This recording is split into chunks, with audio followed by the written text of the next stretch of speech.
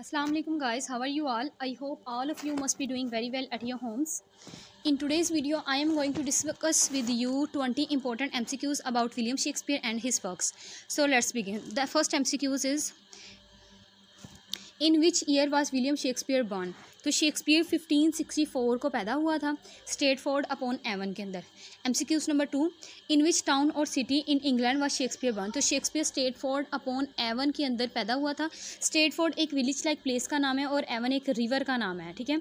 और ये Shakespeare Stratford upon Avon के अंदर पैदा हुआ था. MCQs number 3, what was his mother's maiden name? तो इसकी मेडन नहीं आएगा यहाँ पे. मदर का नाम था मैरी आर्डन, ठीक है. MCQs number 4, how old was Shakespeare when he married Anne Hathaway? तो इसकी जो शेक्सपियर की एज थी 18 ईयर्स ओल्ड थी, ठीक है. और जबकि जो एन हैथावे थी वो इससे 8 साल बड़ी थी, ठीक है. और उसकी उम्र 26 ईयर्स ओल्ड थी. MCQs number 5, William and Anne had a daughter Susanna and also twins, ठीक है. इसकी एक डॉटर थी सुजैना और इनके एक ट्विंस थे जो जिसका नाम था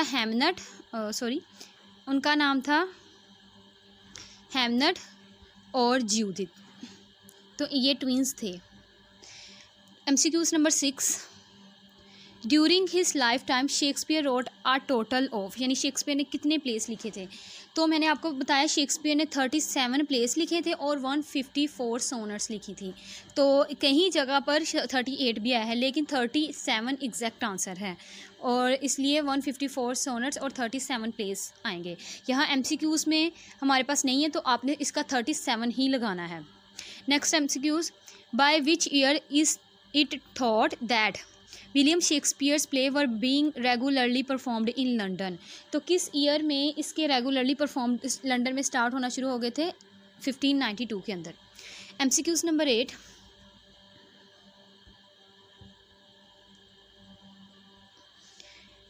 What was the name of the London theatre that Shakespeare is commonly associated with? तो शेक्सपियर ने लंदन में ग्लोब थिएटर के अंदर वर्क किया था और यहाँ इसने एज एन एक्टर अपना कैरियर स्टार्ट किया था और इसके एक्टर के साथ साथ वो वहाँ जो परफॉर्मेंस देता था एज एन एक्टर, तो उसके साथ वो वाले वर्क को परफॉर्म करता था जो इसने खुद लिखे होते थे. तो ग्लोब थिएटर इसका एग्जैक्ट आंसर है. MCQs number 9, which play is generally associated as being Shakespeare's first? तो शेक्सपियर का फर्स्ट प्ले कौन सा था? शेक्सपियर का फर्स्ट प्ले था हेनरी VI का पार्ट 1 और ये जो प्ले है ये 1590 के अंदर इसने लिखा था, ठीक है. और ये 1623 के अंदर इसको पब्लिश करवाया गया था इसके फर्स्ट पोलियो के अंदर. Next MCQ, in which play would you find the following code? हमने ये कोड का बताना है कि कहाँ से ये ली गई है. A pair of star crossed lovers that take their life. तो ये जो कोटेशन है ये इसके रोमियो एंड जूलियट से ली गई है. ये इसका एक रोमांटिक प्ले था. अच्छा, जो MCQs number 11, in which play would you find the following code?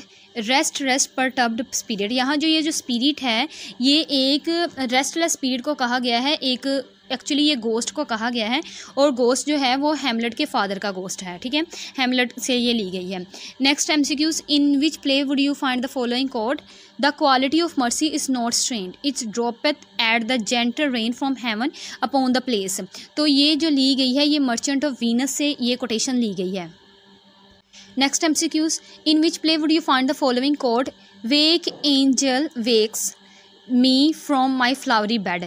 तो ये यहाँ जो वेक है ये हमें एक हिंट दे रहा है, क्लू वर्ड दे रहा है कि ये किसी चीज़ से वेक करने के लिए कह रहा है और ये मिडसमर नाइट ड्रीम से ली गई है, नाइट्स ड्रीम से ली गई है जिसमें वो अपने ड्रीम से वेक होने के लिए कह रहा है. MCQs number 14, in which play would you find the following code that When shall we three meet again in thunder, lightning और in rain? तो ये जो कोड है ये मैकबेथ से ली गई है. इसके अंदर क्या है कि ये जो कोड है ये इसकी एक विच की कोड है. मैकबेथ के अंदर 3 विचेस हैं, ठीक है. 3 विचेस के करैक्टर उनके दिखाया गया है और उसमें से जो फर्स्ट विच है ये वो कहती है और ये इस प्ले की ओपनिंग लाइन्स है, ठीक है. नेक्स्ट MCQs, इस play Macbeth was influenced by 1605 gun powder plot.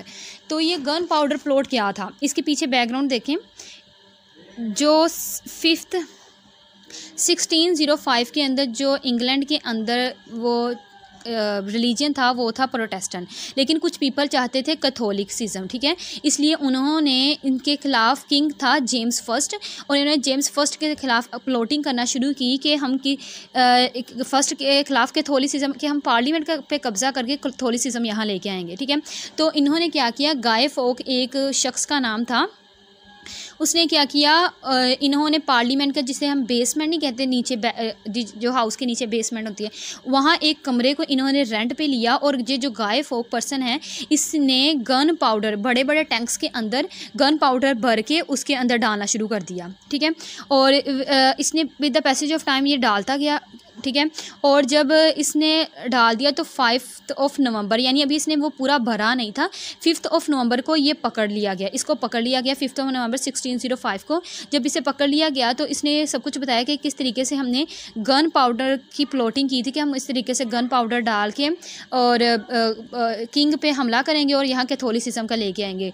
तो ये गन पाउडर प्लॉट इसलिए कहा जाता है, और उस दिन से अब तक जो इंग्लैंड में गाय फॉक डे के नाम से 5 नवंबर को गाय फॉक डे मनाया जाता है, ठीक है। और वहाँ क्या करते हैं कि गाय फॉक डे में ये गाय फॉक पर्सन था, इसके पुतले को जलाया जाता है, ये इस तरीके से उसे मनाया जाता है। और ये जो उन्होंने यही पूछा है कि क्या वो इससे इन्फ्लुएंस था, तो ये जो मैकबेथ है ये इसने 1605 में ही लिखा था, तो ये ट्रू है, ठीक है।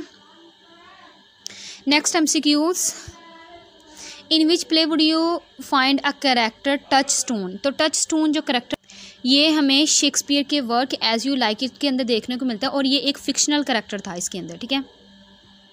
Next MCQs, in which play would you find the character called Starveling, ठीक है। ये जो करेक्टर स्टारवलिंग है ये शेक्सपियर के a mid summers night dream के अंदर हमें ये देखने को मिलता है, ठीक है। Next MCQs, in which play would you find the character lady couplet. ये जो करेक्टर है ये हमें शेक्सपियर के romantic play Romeo and Juliet के अंदर देखने को मिलता है। ये जो लेडी कपलेट है ये जूलियट की मदर थी, ठीक है।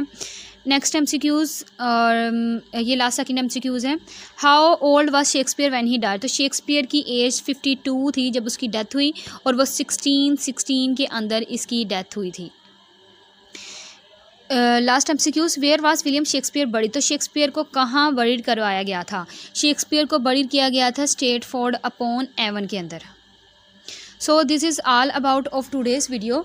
In this video I have covered 20 MCQs about William Shakespeare, and I have tried my best to explain these MCQs well. Or if you have any query you can ask me. Allah Hafiz.